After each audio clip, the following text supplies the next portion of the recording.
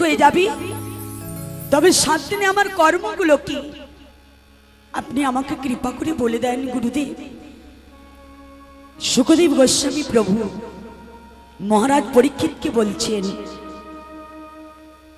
মহারাজ আপনার তো 7 দিন পরে মৃত্যু, তো এই 7 দিনে আপনার কর্মগুলো হবে হরি কথা শ্রবণ, ভগবত কথা শ্রবণ, গোবিন্দের চরণে আশ্রয়। হরি বল, হরি বল। এছাড়া আর আপনার বাঁচার কোনো পথ নেই, বাঁচার কোনো উপায় নেই। ভক্ত মণ্ডলী, ভক্তিমতী মাইরা, শ্রীমদ্ ভাগবতের একেবারে মানে ভাগবত মাহাত্ম্যে প্রথমেই আছে ভক্তি দেবীর সঙ্গে নারদের সাক্ষাৎ। তো ভক্তি দেবীর সঙ্গে নারদের সাক্ষাৎ একেবারে ভাগবতের প্রথমে, ভাগবত মাহাত্ম্যের প্রথমেই আছে।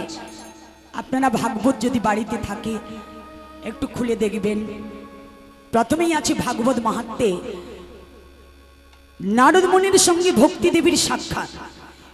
তো একদিন এই যে মহারাজ পরীক্ষিত ছুটে গেলেন শুকদেব গোস্বামীর চরণে, আর চরণে গিয়ে বলছেন, আপনি আমাকে বলে দেন, আমার তো 7 দিনের মধ্যে মৃত্যু, 7 দিন আমার কর্ম কি? তো শুকদেব গোস্বামী প্রভু বলছেন, 7 দিনে তোমার কর্ম হবে হরি কথা শ্রবণ, ভগবত কথা শ্রবণ, গোবিন্দের চরণ আশ্রয়। এছাড়া আর তোমার বাঁচবার কোনো পথ নেই। হরি কথা শ্রবণ করাচ্ছেন বাবা। আর এদিকে স্বর্গধামে দেবতাগণ, দেবরাজ ইন্দ্র সহ আরো অন্যান্য দেবতারা, তারা ওই অমৃতের কলস নিয়ে ছুটে এসেছে শুকদেব গোস্বামীর চরণ প্রান্তে। এগুলো ভাগবতে আছে।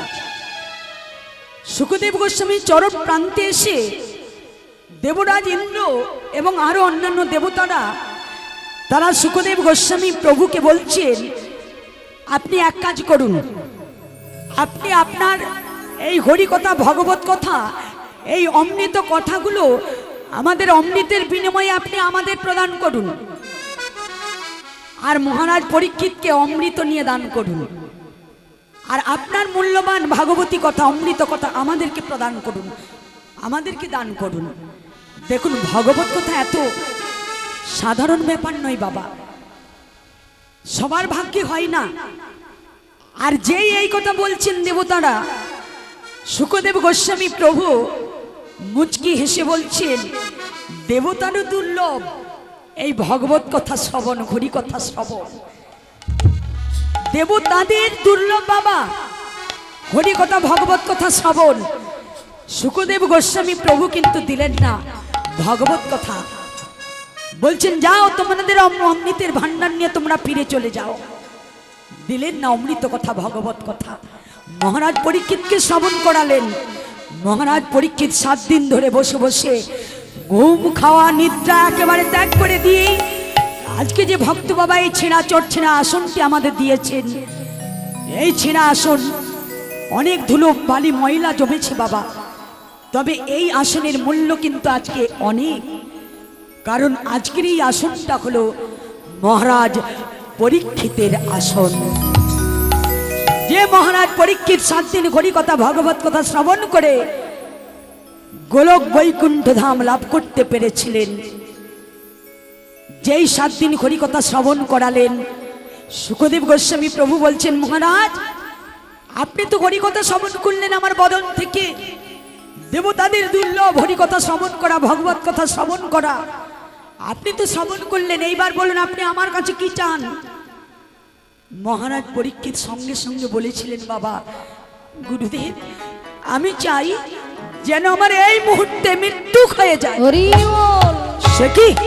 সে কি মহারাজ, আপনি মৃত্যু ভয়ে ছুটে এসেছেন আমার কাছে হরি কথা, ভগবত কথা শ্রবণের জন্য, আর এখন বলছেন আমার মৃত্যু হোক? বলছেন হ্যাঁ। কেন না, এতদিন আমি যেটা জানতে পারি নাই, বুঝতে পারি নাই, আপনার শ্রী বদন থেকে হরি কথা শ্রবণ করি, ভগবত কথা কর্ণে শ্রবণ করে আজ আমি জানতে পারলাম গুরুদেব যে আমার মৃত্যু কখনো হবে না। সে কি তোমার মৃত্যু হবে না? কেন তোমার মৃত্যু হবে না গুরুদেব?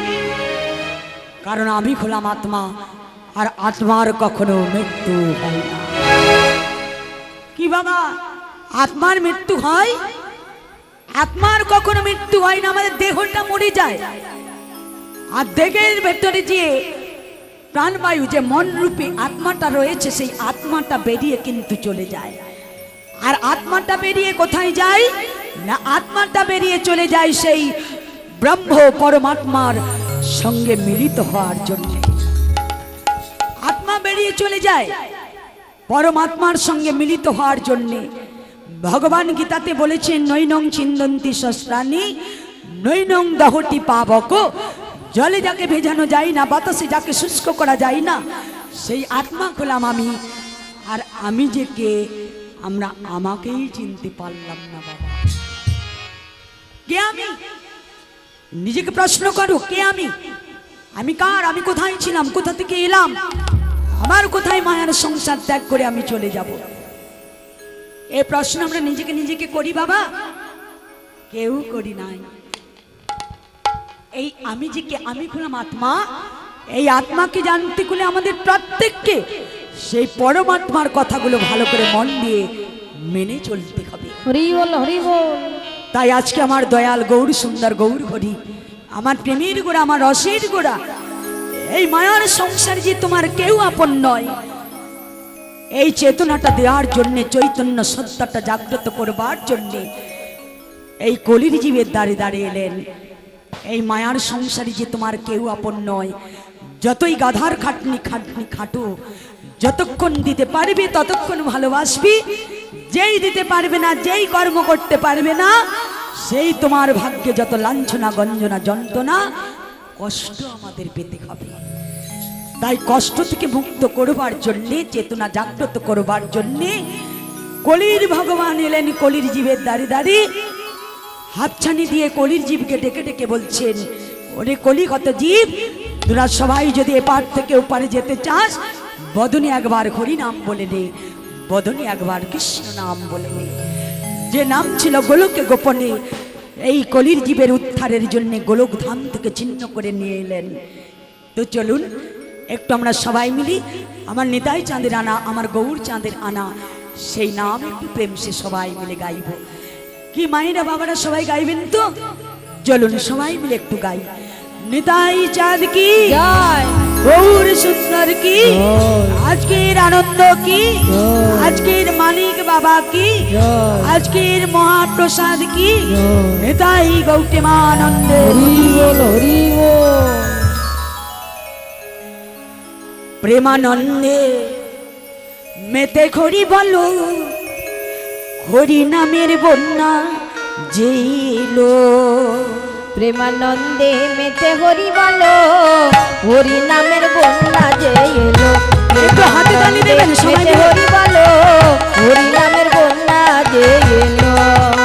প্রেমানন্দে মেতে হরি বলো, হরি নামের বন্যা যে এলো। প্রেমানন্দে মেতে হরি বলো, হরি নামের বন্যা যে এলো। বলুন তুমি মায়েরা সবাই মিলে।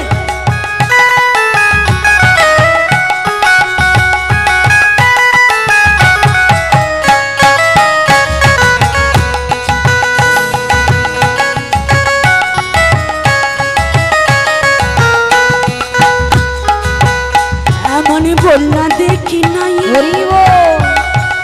মানুষ শুকনাতে তলাই। এমন বন্যা দেখি না, ও মানুষ শুকনাতে তলায়। ডুবলো নদীর নারী, পুরুষ জাতির বিচার নাই। এমন বন্যা দেখি নাই, মানুষ শুকনাতে তলায়। ডুবলো মোদির নারী, পুরুষ জাতির বিচার ও নাই। মায়েরা, আজকে আমার মহাপ্রভু বন্যা এনেছেন। কোন বন্যা বাবা? প্রেমের বন্যা। দেখবেন যারা যারা বন্যা দেখেছেন, বন্যা এলে কি হয়? বন্যা এলে ঘর বাড়ি সমস্ত কিছুকে, মানুষ পশু পাখি সমস্ত কিছুকে ভাসিয়ে নিয়ে চলে যায়। আজকে আমার মহাপ্রভু এমন বন্যা নিয়ে এলেন যে বন্যার মধ্যে কোথাও জল নেই বাবা, অথচ দেখুন মানুষ তলিয়ে যাচ্ছে। কিসের বন্যা? না প্রেমের বন্যায় বাংলার ঘরে ঘরে নিয়ে এলেন। তিনি জাতির বিচার করলেন না, কি হাড়ি কি মুচি কি চন্ডাল, প্রত্যেকের হাতে ধরে ধরে পায়ে ধরে ধরে বলছি, ওরে তোরা সবাই যদি এপার থেকে ওপারে যেতে চাস, বদন ভরে একবার হরি নাম বল। এমন বন্যা দেখি নাই মানে শুকনাতে তলাই, এমন বন্যা দেখি না ও মানুষ শুকনাতে তলায়। ডুবলো নদের নারী পুরুষ জাতির বিচার নাই, এমন বন্যা দেখি নাই মানুষ শুকনাতে তলায়। ডুবলো মোদের নারী পুরুষ জাতির বিচার নাই। বন্যার যাই বলি হারি ও তার তরঙ্গ ভারী, প্রেম তরঙ্গে দিচ্ছেন সাঁতার গোলক বিহারী। বন্যার যাই বলি গাড়ি ও তার তরঙ্গ ভারী, প্রেম তরঙ্গে পিছলে সাঁতার গোলক বিহারী। হরি নামের বন্যা যে এলো, প্রেমানন্দে নেচে হরি বলো। হরি নামের বন্যা যে এলো, হরি নামের বন্যা যে এলো, হরি নামের বন্যা যে এলো। হরিনামের বন্যা নিয়ে এলেন কলির জীবকে উদ্ধার করবার জন্য। তো চলুন, এতক্ষণ আমরা সবাই নিতাই চাঁদের চরণ, গৌর চাঁদের চরণ আশ্রয় করে নবদ্বীপে ছিলাম। নবদ্বীপ ধাম ছেড়ে একটু সবাই মিলে চলে যাব। মায়েরা কোথায় যাব সবাই মিলে? শ্রীরাম বৃন্দাবনে। তা সবাই যাবেন তো? বৃন্দাবনে যেতে গেলে কি বলতে হয়? রাধে রাধে। আর নবদ্বীপে যেতে গেলে কি বলবো? জয় নিতাই হরে কৃষ্ণ। তো চলুন নবদ্বীপ ধাম ছেড়ে যাব বৃন্দাবনে রাধারানীর একটু গুণকীর্তন গাইতে গাইতে। তা মায়ের একটু উলুধ্বনি করুন, বাবার একটু প্রেম সে হরিধ্বনি। হরিধ্বনি উলুধ্বনি শ্রবণ করতে করতে সবাই মিলে চলে যাব বৃন্দাবনে। রাধা রানী কি জয়, রাধা রানী কি জয়, রাধা রানী কি জয়।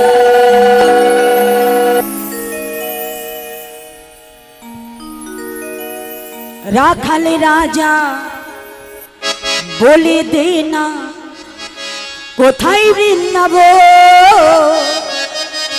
রাধা কুণ্ড শ্যামী কুণ্ড গিরি গোবর্ধন। রাখাল রাজা বলে দেনা, রাখাল রাজা বলে দেনা কোথায় বৃন্দাবন, রাধা কুণ্ড শ্যাম কুণ্ড গিরি গোবর্ধন। রাখাল রাজা বলে দেনা, হাতে দাঁড়িয়ে সবাই রাখাল মিলে রাজা বলে দেনা কোথায় বৃন্দাবন, রাধা কুণ্ড শ্যাম কুণ্ড গিরি গোবর্ধন। রাখাল রাজা বলি দেনা, রাখাল রাজা বলে দেনা কোথায় বৃন্দাবন, রাধা কুণ্ড শ্যাম কুণ্ড গিরি গোবর্ধন। রাখাল রাজা বলে দেনা, রাখাল রাজা বলে দেনা কোথায় বৃন্দাবন, রাধা কুণ্ড শ্যাম কুণ্ড গিরি গোবর্ধন।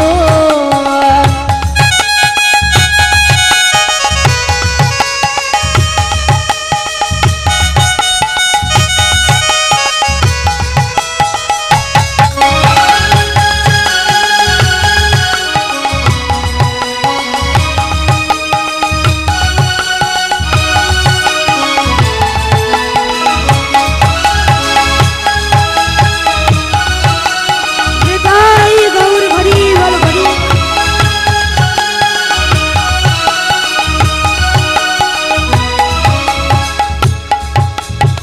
ভাগ্যবতী শ্রী যমুনা ওজন বয়ে যায়, কেশি ঘাট আর বংশীবতী বাঁশরি বাজাই ভাগ্যবতী শ্রী যমুনা উজানে বয়ে যায় কেসি ঘাটার বংশী বটে বাঁশরি বাজায় বাঁশরি বাজাই রে কান্না বাঁশরি বাজাই এসি ঘাট আর বংশী বটি বাঁশরি বাজাই আরে বাঁশরি বাজায় রে কালা বাঁশরি বাজায় কেসি ঘাটার বংশী বটে বাঁশরি বাজায় রাধা রাধা হয়েছে না কোথায় বৃন্দাবন রাধা কুণ্ড শ্যাম কুণ্ড গিরি গোবর্ধন রাধা কুণ্ড শ্যাম কুণ্ড গিরি গোবর্ধন রাধা কুণ্ড শ্যাম কুণ্ড গিরি গোবর্ধন কানাইয়া লাল কি জয় রাধা রানী কি জয়। রাধা রানী কি জয় রাধা রানী কি জয় সবাই আমরা পৌঁছে গেলাম মধুবন শ্রীরাম বৃন্দাবনে। তো চলুন বৃন্দাবনে এসেছি রাধারানীর চরণে আশ্রয় নিয়ে। রাধারানীর কৃপা না হলে গোবিন্দের কৃপা কেউ লাভ করতে পারবো না। তাই রাধারানীর চরণে আশ্রয় নিয়ে আজকে আমার যে লীলা আস্বাদন করব তা হলো ভক্ত গোবিন্দ ঘোষ। আজকে আমার গৌর সুন্দর গৌরগটি মাত্র 24 বৎসর বয়সে সন্ন্যাস নিয়েছিলেন বাবা। আপনারা সবাই জানেন একদিন গৌরগড়ির নিরজনে বসে বসে চিন্তা করছেন। কি চিন্তা করছেন?